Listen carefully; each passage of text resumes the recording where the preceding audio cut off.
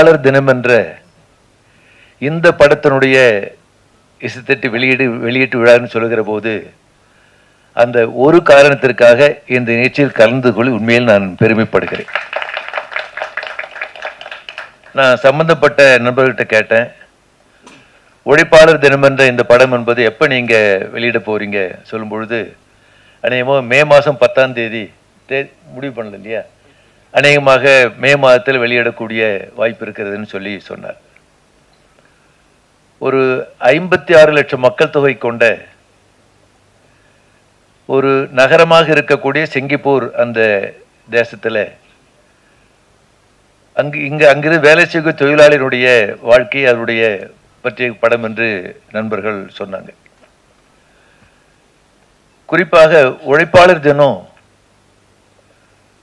உழைப்பாளிகளை பற்றி உழைக்கும் மக்களை பற்றி ஏராளமான பல படங்கள் வந்திருந்தாலும் உழைப்பாளர் தினம் என்பது முக்கியமாக மே மாத முதல் நாளை குறிக்கக்கூடிய ஒரு தினம். 1886ஆம் ஆண்டு மே மாதம் முதல் நாள் அன்று அமெரிக்காவில் சிகாகோ நகரத்தில் அந்த தொழிலாளர்களுடைய எழுச்சியை மையமாக கொண்டது தான் மே மாதம் முதல் நாள், மே தினம்.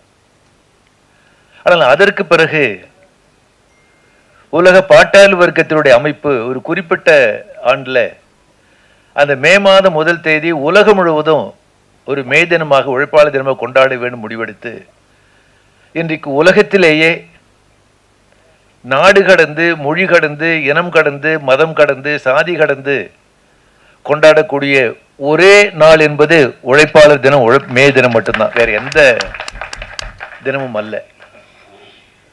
அதை மையமாக கொண்ட படம் என்பது உண்மையிலேயே பாராட்டுக்குரியது, வரவேற்கத்தக்கது.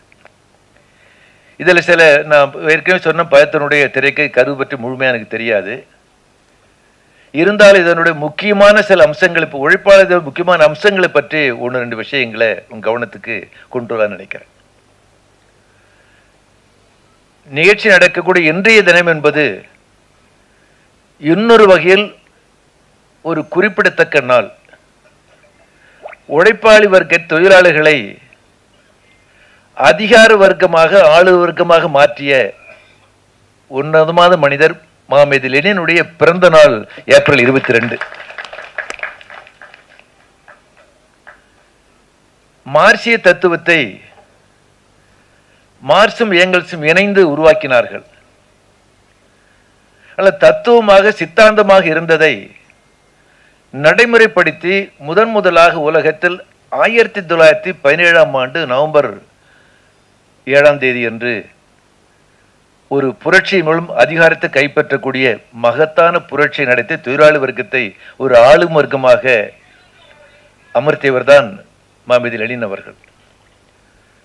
குறிப்பாக மேதின வரலாறு, மேதின தத்துவம் பற்றி சொல்லுகிற போது மார்க்ஸ் அவர்களோ ஏங்கல்ஸ் அவர்கள் லெனின் அவர்களோ அல்லது உலக புரட்சியில் கலந்து கொண்ட ஒரு புரட்சி தலைவர்களோ ஏராளமான விஷயத்தை சொல்லியிருக்கிறாங்க. அதில் ஒரு முக்கியமான அம்சத்தை லெனின் சொல்லியிருக்காரு. இப்போ கூட அந்த சிங்கப்பூர் முதல் பாடல்ல அந்த சிங்கப்பூர் தேசத்தில் அந்த நாட்டை உருவாக்குவதில் பல்வேறு பணிகளை செய்வதில் வளர்ச்சியில் தொழிலாளர்களுக்கு எந்த அளவுக்கு முக்கியமான பங்கு இருக்கு என்பது அந்த பாடல்ல சில வரிகள் என்பது வருது. ரொம்ப முக்கியமானது. ஆனால் அதை பற்றி ஒரு நுட்பமான அம்சம் மார்க்சிய தத்துவத்திலே முக்கியமான நுட்பமான அம்சம் என்ன? யாராவது உங்களுக்கு மார்க்சிய தத்துவத்தை பற்றி ஒரு வாக்கியத்தில் ஒரு சென்டென்ஸ்ல சொல்லணும்னு சொன்னா எதை சொல்ல வேண்டியது இருக்கும்? அதாவது முதலாளிகள் தொழிலாளி வர்க்கத்தை சுரண்டக்கூடிய அதனுடைய ரகசியம் என்ன, அதனுடைய முக்கியமான அம்சம் என்ன என்பதை ஒரு அறிவியல் பூர்வமாக உலகத்தில் முதல்ல கண்டுபிடித்தவர் காரல் மார்க்ஸ் தான். அதை சாதாரணமாக உங்களுக்கு ஆங்கிலத்தை எக்ஸ்பிளாய்டேஷன் சொல்லுவாங்க, தமிழில் சுரண்டல் சொல்லுவாங்க. அதில் முக்கியமானது லாபம். முதலாளி தொழிலாளிகள் எவ்வாறு சுரண்டுகிறான், தொழிலாளிகளை சுரண்டி எவ்வாறு லாபம் ஈட்டுகிறான், அதில் நுட்பமான அம்சம் என்பது ஆங்கிலத்தில் சர்ப்ளஸ் வேல்யூன்னு சொல்லுவாங்க, உபரி மதிப்பு லாபம் என்பது. லெனின் என்ன சொன்னார்னா, உலகத்திலேயே முதலாக முதலாளிகள் தொழிலாளர்களை சுரண்டுவதை உபரி மதிப்பென்ற அந்த தத்துவத்தின் மூலம் முதலாளிகள் தொழிலாளர்கள் சுரண்டுவதை கையும் களவுமாக பிடித்தவர் காரல் மார்க்ஸ் சொன்னார். நீங்க யாராவது பஸ்ஸில் பிக் பாக்கெட் அடிச்சா அந்த பிக் பாக்கெட் அடிக்கிறவங்க கையும் களவும் பிடிக்கிறாங்க பாருங்க. அந்த மாதிரி வந்து எப்படி முதலாளி தொழிலாளி சுரண்டுறான்றதை என்ன சொல்ல லெனின் என்ன சொன்னா, ஹி காட் தம் ரெட் ஹேண்டட்னார், கையும் களவுமா பிடிச்சது. அந்த அம்சம், அந்த தத்துவம் தான் உலகம் முழுவதும் கம்யூனிஸ்ட் இயக்கமோ பாட்டாளி வர்க்க இயக்கமோ வலுவாக உலகம் முழுவதும் இருக்குது. அதுதான் காரணம். எல்லாருக்கும் எனது பணிவான வணக்கத்தை தெரிவித்துக் கொள்கிறேன். மீடியாக்கள் உங்களுக்கும் எனது பணிவான வணக்கம். இந்த உழைப்பாளர் தினம் படத்தில் வந்து நடித்ததை நான் ரொம்ப பெருமையாக நினைக்கிறேன். அவர் சார் சொன்ன மாதிரி நான் ஒரு 15 வருஷமாக நடிச்சிட்டு இருக்கேன் அப்படின்னா, ஒரு 35 படங்கள் நடிச்சிருக்கேன். 15 படங்கள் சின்ன சின்ன கதாபாத்திரங்கள். இன்னும் சொல்ல போனால் 400 ரவுடிதான் படத்தில் வந்து நயன்தாராவை பார்த்து கொள்ளுவார். அந்த ஷூ எடுத்து கொடுக்குற பிச்சைக்காரன் நான் தான் அந்த படத்தில். ஆமாம். அப்புறம் வந்து இயக்குனர் செல்வா சார் இயக்குன படங்கள் நான் அவன் இல்லை, சாரோட நிறைய படங்கள் நடிச்சிருக்கேன். எனக்கு அது அவங்களோட கொஞ்சம் ரொம்ப பெருமையாக இருக்குது. நான் அவனில் ஃபுல்லாக மொட்டை போட்டேன், யாருக்கும் தெரியல. கொஞ்சம் முயல் கொஞ்சம் படைங்கிற படத்தில் நடித்தேன். எனது அருமை நண்பர் துவார்ஜி சந்திரசேகர் அவர்கள் தயாரித்த படம், இயக்குனர் ஏகாதசி அவர்கள் இயக்கிய படம், அவர்கள் தயாரித்த படம். இந்த படத்தில் நடிச்சிருப்பேன். நிறைய படம் நடிச்சேன். இன்ன வரைக்கும் நான் ஃபோட்டோ காட்டுறேன், நான் தாங்க ஓ நீங்களா அப்படிம்பாங்க. அது மாதிரி ஓடிட்டு இருக்கு. ஆனால் இந்த படத்தில், இந்த உழைப்பாளர் தின படத்தில் திரு சந்தோஷ் நம்பிராஜன் சார் அவர்கள் எனக்கு ஒரு நல்ல ஒரு வாய்ப்பை கொடுத்துருக்காங்க. அவங்க இயக்கும்போது அந்த படத்தில் வந்து எனக்கு நடித்த மாதிரி எனக்கு தெரியல. எனக்கு சில காட்சிகள் அவங்க சொல்லும் பொழுது ஜாலியாக அப்படி எடுத்துக்கிட்டோம், நம்ம வேலை செய்கிறோம் அவ்வளோதான், உழைப்பாளர் நம்மளும் உழைப்பாளர் அப்படின்னு சொல்லிட்டு அதை நடிக்கும்பொழுது ரொம்ப சிறப்பாக இருந்தது. சில காட்சிகளை வந்து எனக்கு சொல்லிக் கொடுக்கும்பொழுது நான் சரியாக செஞ்சனா இல்லையான்னு எனக்கு தெரியாது. இரவு வீட்டுக்கு போகும்போது எனக்கு தூக்கமே வரல. ஒரு நாள் அடுத்த நாள் வந்தேன், சார் நேற்று எடுத்தீங்களா அந்த காட்சி எனக்கு சரியாக வரல, இன்றைக்கி எனக்காக ஒரு 1/2 மணி நேரம் ஒதுக்குங்க, நான் அதை நல்லா நடிச்சு கொடுத்துறேன் அப்படின்னு. அவங்க சொன்னாங்க, இல்லை சார் நீங்கள் நடிக்கும்பொழுது நான் ரசித்து பார்த்தேன், நல்லா நடிச்சிருந்தீங்கன்னாங்க. அது எனக்கு தெரியல. படம் தியேட்டருக்கு வரும்போது மக்கள் பார்த்து சொன்னால் தான் தெரியும் எனக்கு. இந்த படம் வந்து உழைப்பாளர்கள் வந்து சிங்கப்பூரில் உள்ள உழைப்பாளர்கள் மட்டும் இந்த படம் கிடையாதுங்க. உலகம் பூரா இருக்கிற உழைப்பாளர்கள் படும் கஷ்டங்கள் கிடையாது, அவங்களோட வாழ்க்கையை வந்து அழகாக அப்படியே கொடுத்துருக்காரு. ஒவ்வொரு உழைப்பாளரும் இந்த படத்தை பார்க்கும்போது சொல்லுவாங்க, ஓ நம்ம கதை மாதிரியா இருக்கு, நம்ம கதை மாதிரியா இருக்குன்னு. ஒரு விஷயம் அந்த கதை திருட்டாருன்னு நமக்கு தெரியல, யாரு கண்டா. இருந்தாலும் பரவாயில்ல, இந்த படத்தை அற்புதமாக அவங்க எடுத்து இன்னைக்கு படம் வெளியே வரப்போகுது அப்படின்னு சொன்னாக்கா அது நானும் மட்டும் இல்லை, எல்லாருமே நம்ம அவளோட காத்துட்டு இருக்கோம். இந்த படம் மிக விரைவில் திரைக்கு வரப்போகுது. இந்த படத்தை நீங்கள்லாம் கண்டுகளிச்சு இந்த உழைப்பாளர் தின படத்தை வந்து நிச்சயமாக நீங்கள் ஆதரவு கொடுப்பீங்க நம்பிக்கை எனக்கு இருக்குது. உலகத்தில் உள்ள அனைத்து உழைப்பாளர்களுக்கும் இந்த படத்தை நாங்கள் சமர்ப்பிக்கிறோம். நன்றி, வணக்கம். நடிகருடைய ஒரு நாள் சம்பளம் என்பது 10 லட்ச ரூபா, அவங்க அசிஸ்டண்ட்டுக்கு 30,000 ரூபா, அதில் வந்து 2,000 ரூபா மட்டும் கொடுத்துட்டு 28,000 ரூபா அவரே எடுத்துக்கிறதா ஒரு பேச்சு இருக்குது. அதே போல் ஒரு நகைச்சுவை நடிகர் 10 லட்ச ரூபா எல்லாமே இறந்து போகிறார். இது வந்து ரொம்ப வருந்தத்தக்க விஷயம். சேசு பாலாஜின்னு சொல்லிட்டு கடந்த மாதம் ஒருத்தர் இறந்து போகிறாரு. அது சென்ற வருடம் போண்டாமணின்னு சொல்லி ஒரு கலைஞர் இறந்து போகிறாங்க. இந்த அங்காடி தெருவில் நடிச்சிருந்த ஒரு நடிகை கூட பண்ணுறாங்க. சங்கம் இருக்குது, நடிகர் சங்கம். இன்றைக்கி வந்து கட்டடத்தை உருவாக்கிட்டு இருக்காங்க. நடிகர்களை வாழ்க்கையை காப்பாற்றாமல் எதுக்கு அந்த சங்கம்? அது தென்னிந்திய நடிகர் சங்கங்கிறாங்க. வெறும் செங்கலையும் சிமெண்ட்டையும் கட்டி என்ன பண்ண போகிறோம்? மனித உரிமைகளை காப்பாற்றாமல். இது ரொம்ப வருத்தத்தக்க விஷயம். இன்றைக்கி எனக்கு அது ரொம்ப உறுத்திக்கிட்டே இருந்துச்சு. கேட்டால் எனக்கு தெரியல அப்படிங்கிறப்பாங்க. எங்கள் சங்கத்தில் இல்லைம்பாங்க. ஏன் சங்கத்தில் இல்லை? சங்கத்தோட அடிப்படை உறுப்பினர் வந்து 1,50,000 லட்ச ரூபான்னு நினைக்கிறேன். இது வந்து சினிமா நடிகர் சங்கம் இல்லை. புரட்சித் தலைவர் எம்ஜிஆர் அவர்களும் சிவாஜி அவர்களும் இந்த சங்கத்தை ஆரம்பித்தப்போ தென்னிந்திய சினிமா நடிகர் சங்கம் ஏன் வைக்கலைன்னா, அங்கே நிறைய நாடக நடிகர்கள் இருந்தாங்க, இன்னும் இருக்காங்க மதுரையில், புதுக்கோட்டையில். நமக்கு தெரிஞ்ச சேசு பாலாஜி, போண்டாமணி போன்றவர்கள் இறந்துக்கிட்டு இருக்காங்க. தெரியாமல் மதுரையிலையும் புதுக்கோட்டையிலையும் இன்னும் எத்தனையோ துணை நடிகர்கள், கதாபாத்திர நடிகர்கள் ஒரு மருத்துவ செலவுக்கு இல்லாமல் இறக்கும்போது ஒட்டுமொத்த தமிழ் சினிமாவே வந்து ஒரு சமூகம் கேலி பேசுது. மக்கள் நீங்கள் வந்து ஃபேஸ்புக்கில், ட்விட்டர்லாம், அந்த யூடியூப்லாம் கமெண்ட்டில் போடுறாங்க, ஏன் இவங்களை காப்பாற்ற முடியல? அந்த கலைஞர் இன்று இருந்திருந்தால் பல பேரை சிரிக்க வச்சுருப்பார். அவருக்கு வரக்கூடிய சம்பளத்தில் பல பேருக்கு உதவி இருந்தார். இதெல்லாம் வந்து நடிகர் சங்கம் வந்து இதுக்கு ஒரு தீர்வு காணணும். எங்கள் சங்கத்தில் உறுப்பினர்கள்னு சொல்லிட்டு சொல்கிறது வந்து ஒரு முறையான இது கிடையாது. ஒரு சங்கம் என்பது மக்களை காப்பதாக தான் இருக்க வேண்டும். அந்த சங்கத்து ஆளுகளுக்கான தவிர அந்த கட்டடத்தை உருவாக்கிட்டு அதுக்கு ஒரு கலை நிகழ்ச்சிகளுக்கு நடிகைகளை கூட்டு போயிட்டு சிங்கப்பூர், மலேசியா போயிட்டோம், அடுத்து லண்டன், யூஎஸ்ன்னா அடுத்து திட்டமிட்டுக்கிட்டு இருப்பாங்கிறது வருந்தத்தக்க விஷயம். இன்னொன்று, அது சினிமா பெரும் நடிகர்களுக்கு ஒரு கட்ட பஞ்சாயத்து பண்ணுற இடம் மாதிரி தான் இருக்குது. ரெட் கார்டு போட்டோம்னா அங்கே போய் பஞ்சாயத்து பண்ணுற மாதிரி இருக்குது. இதுக்கு இல்லை நடிகர் சங்கம். நான் நடிகர் சங்கத்தில் இல்லை, அதனால் நான் விமர்சனம் பண்ண முடியும். ஏன்னா அது வெளியில இருந்தால் நான் பண்ண முடியும், உள்ளே இருந்தால் அது. இப்போ கூட இதை பேசணுமா வேண்டாமாங்கும்போது நிறைய பேர் சொன்னாங்க, நீங்கள் இப்போ தான் வளர்ந்துக்கிட்டு இருக்க பேசாதன்னாங்க. அப்புறம் வளர்ந்துட்ட பிறகு வளர்ந்துட்டே பேசாதம்பாங்க. அப்போ எப்போ தான் பேசுறது, யார் தான் பேசுறது? நடிகர்களை வந்து வசூலை வச்சு தீர்மானிக்காதீங்க. உங்களை ஒருத்தர் சிந்திக்க வைக்கிறாரு, சந்தோஷப்படுத்துறாரு அப்படின்னா எல்லா நடிகரும் ஒரே விஷயம்தான். அப்படி தான் நமக்கு கருப்பு வேலையில் இருந்தது. அவர் மக்கள் தலைவமாக இருந்தாலும் நடிகர் தலைவமாக இருந்தாலும் எம்.ஆர். ராதா அவர்கள், நாகேஷ் அவர்கள், சந்திரபாபுன்னு ஒரு பெரிய பாரம்பரியம் இருந்தது இன்றைக்கு இல்லை. அது வருந்தத்தக்க விஷயம். இதை வந்து இந்த மேடையில் சொன்னால் இன்னும் நிறைய பேருக்கு போய் சேருங்கிறதுக்காக தான் இதை சொல்கிறேன். ஏன்னா இதுக்கு படத்துக்கு எந்த சம்மந்தமும் இல்லை. அடுத்து இன்னொரு நடிகர் மருத்துவ செலவு இல்லாமல் இறந்தால் அது தமிழ் சினிமாவுக்கு அவமானம். அதை சம்மந்தப்பட்டவர்கள் தலையிட்டு அதுக்காக ஒரு தீர்மானம் ஏற்படுத்தணும். மன்னிப்பு கேட்குறேன். கேரளா தமிழ் அவ்வளோ சரியாக வராது. தமிழ் படம் பார்த்து தான் இவ்வளோ அளவுக்கு தமிழ் பேசுகிறதே கற்றுனது. அங்கே இருக்கும்போது நிறைய பேசணுன்னெல்லாம் நினச்சது தான். உள்ள வார்த்தை இருக்குது, ஆனால் இங்கிருந்து பார்க்கும்போது என்ன சொல்லணும்னு தெரியல. முதல் ரொம்ப ரொம்ப நன்றி சந்தோஷ் சார். நீங்கள் தான் இந்த மாதிரி ஒரு சான்ஸ் எனக்கு தந்திருக்கு. கிட்டத்தட்ட ஒரு 15 வருஷத்துக்கு மேலே ஆச்சு இந்த ட்ரீமால் சுற்றுத. ஆனால் எனக்கு கிடைச்சது தமிழ் ஃபிலிம் இண்டஸ்ட்ரியில் தான். அவர் சொல்கிற மாதிரி ஒரு விதத்தில் நாமெல்லாம் உழைப்பாளர் தான். நானும் வெளிநாட்டில் இருந்தவர், ஒரு 6 இயர்ஸு வெளிநாட்டில் இருந்தது. அப்போ அதோட கஷ்டம் எல்லாம் எனக்கும் தெரியும். அதனால் இந்த படத்துக்கு மியூசிக் பண்ணுறதுக்கு கொஞ்சம் ஈஸியாக இருந்து சுச்சுவேஷனில் அவர் சொல்லி தந்தப்போ அதுக்கேற்ற மாதிரி மியூசிக் பண்ணுறதுக்கு எந்த பிடிச்ச அளவுக்கு பண்ணுறதுக்கு பண்ணியிருக்கேன்னு எனக்கு நம்பிக்கை இருக்குது. இனி சப்போர்ட்டெல்லாம் நீங்கள் தான். உங்களை சப்போர்ட் இருந்தால் தான் என்ன மாதிரி நியூ கமர்ஸுக்கெல்லாம் இங்கே வாழ முடியும். காரணம் பெரிய பெரிய லெஜெண்டர்ஸ் எல்லாம் இருக்கு நடந்தா தமிழ் ஃபிலிம் இண்டஸ்ட்ரி மலையாளத்தை விட. அப்போ அந்த இடத்துக்கு வந்த சின்ன ஒரு பூனைக்குட்டி தான். பிடிச்ச அளவுக்கு தெரிஞ்ச அளவுக்கு அழகாக பண்ணியிருக்கேன்னு நம்பிக்கிறேன். ரொம்ப ரொம்ப தேங்க்ஸ். எல்லாருக்கும் வணக்கம். என் பேர் குஷி. நான் வந்து கர்நாடகா. எனக்கு வந்து உழைப்பாளர் தினம் மூவியில் நான் வந்து மாலதின்னு ஒரு கேரக்டர் பண்ணுறேன். அந்த சான்ஸ் எனக்கு கொடுத்த சந்தோஷ் சார், அவங்களுக்கு தேங்க்ஸ். அண்டு இதில் வந்து என்னை இன்ட்ரடியூஸ் பண்ணது கார்த்திக் சிவன்னு கோ ப்ரொடியூசர், அவங்களுக்கும் என்னோட தேங்க்ஸ். இது வந்து ஃபஸ்ட்டு ஃபோட்டோஷூட் ஆனதும் எனக்கு வந்து தமிழ் பேச முடியுமா, எனக்கு தமிழ் அவ்வளோ ஃப்ளூயண்ட்டாக இல்லைன்னு ஒரு இது வந்துச்சு. அப்போது எனக்கு வந்து இதோட எக்ஸிக்யூட்டிவ் ப்ரொடியூசர் வந்து சம்பத் சார் தான்.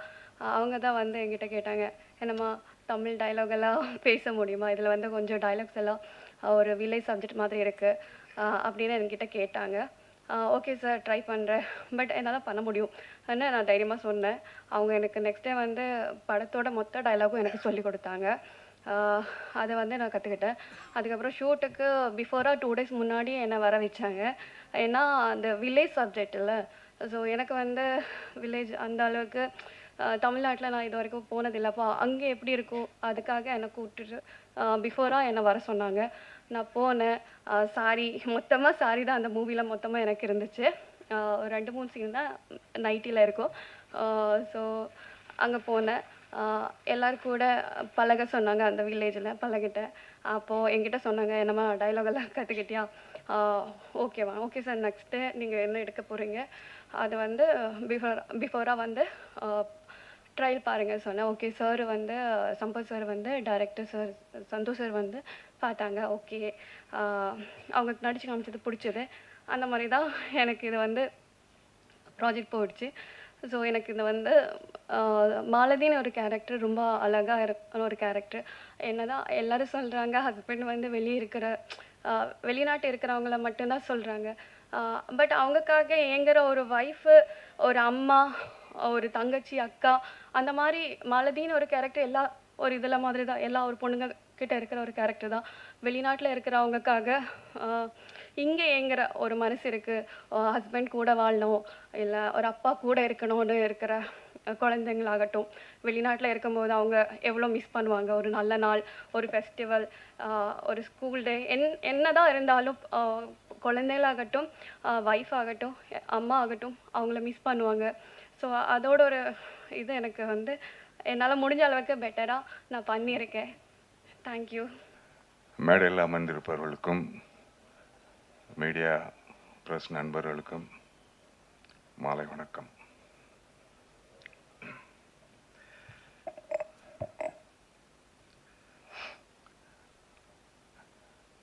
இது ஒரு பார்ட்டி ஆஃபீஸில் உட்காந்த மாதிரியே இருக்கு. இப்போ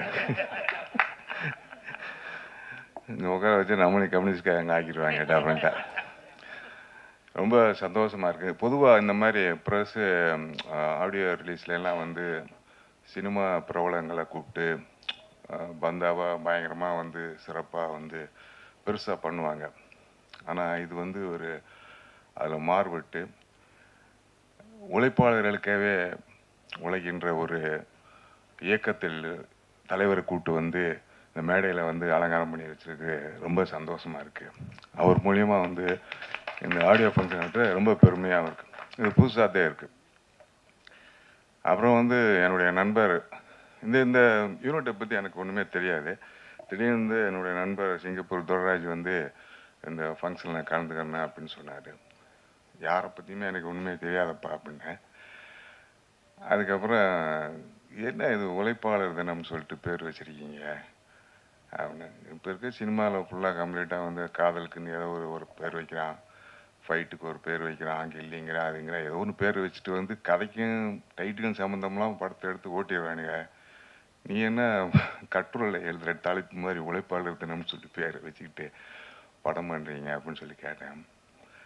அதோட லைன் வந்து என்கிட்ட சொன்னோன்னா ரொம்ப மனசு ரொம்ப பாதிச்சிருச்சு. இந்த ஆடு ஜீவிதம் மாதிரி வந்து இங்கேருந்து வந்து நம்ம குடும்பத்துக்காகவும் அக்கா தங்கச்சி படிப்புக்காகவும்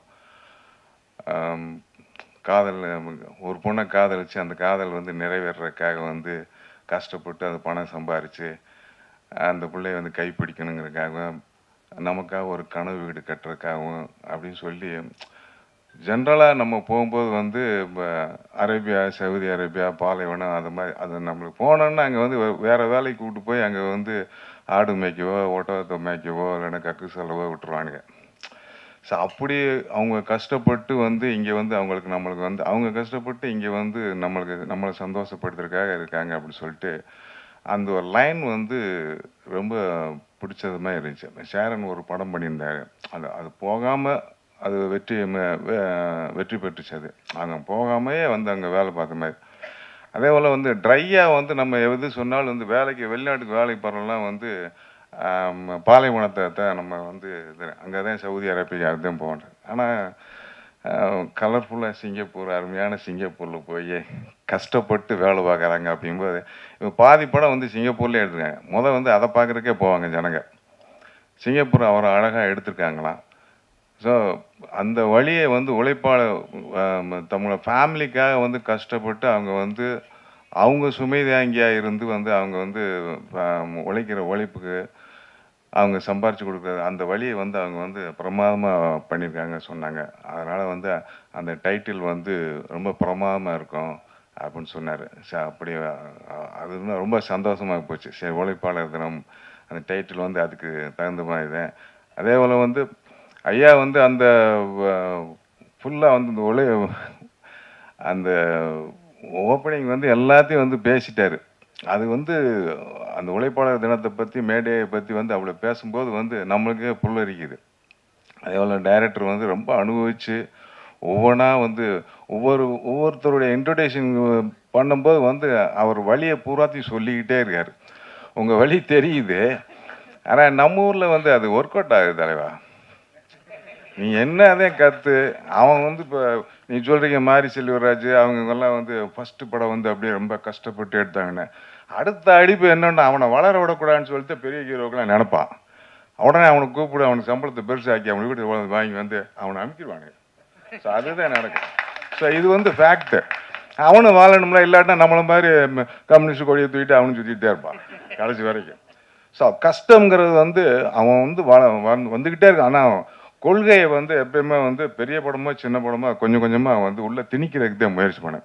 நீ வந்து பெரிய அரசியல்வாதி ஆகலாம், அதில் வந்து நீ வந்து பெரிய கில்லாடி, நீ வந்து ஒரு எம்எல்ஏ ஆகி ஒரு மந்திரி ஆகி நீ நினைச்சதை பூராத்தி வந்து சாதிக்கலாம். பட் இப்போ இருக்க ப்ராக்டிக்கலில் வந்து இவனை வந்து செய்ய மாட்டானு. அந்த மாதிரி அரசியல் இது. இதெல்லாம் இந்த மேடையில் வந்து நீ ஒரு நல்ல விஷயம் என்ன பண்ணீங்கன்னா எல்லா விஷயத்தையும் வந்து ஐயா முன்னாடியே சொல்லிட்டீங்க. நீங்கள் அவர் பார்த்துக்கிடுவார், அங்கே போய் வந்து வேட்டு வச்சிருவாரு. ஐயா இப்படியெல்லாம் பேசிக்கிட்டு இருக்கானுங்க, நம்ம வந்து ஒரு தியேட்டரை கட்டி விட்டுலாம், தியேட்டர் டிக்கெட் விலையை குறைச்சிடலாம், என்னென்னமோ பேசிக்கிட்டு இருக்கானுங்க, அதனால ஏதாவது ஒன்று பண்ணி கொடுங்க அப்படின்னு சொல்லி அவர் நாசுக்காக பேசிடுவார், அது தெரியும். ஸோ அந்த இதுக்கு வந்து அது சொன்னதுக்கு ரொம்ப நன்றி உனக்கு. அதே போல் இந்த படத்தோட மியூசிக் டைரக்டர் வந்து ஒரு நல்ல சாங் போட்டிருக்காரு, ஒரு கர்த்தாலமுக்கு பாடலாசிரியர் நல்லா எழுதியிருக்காரு.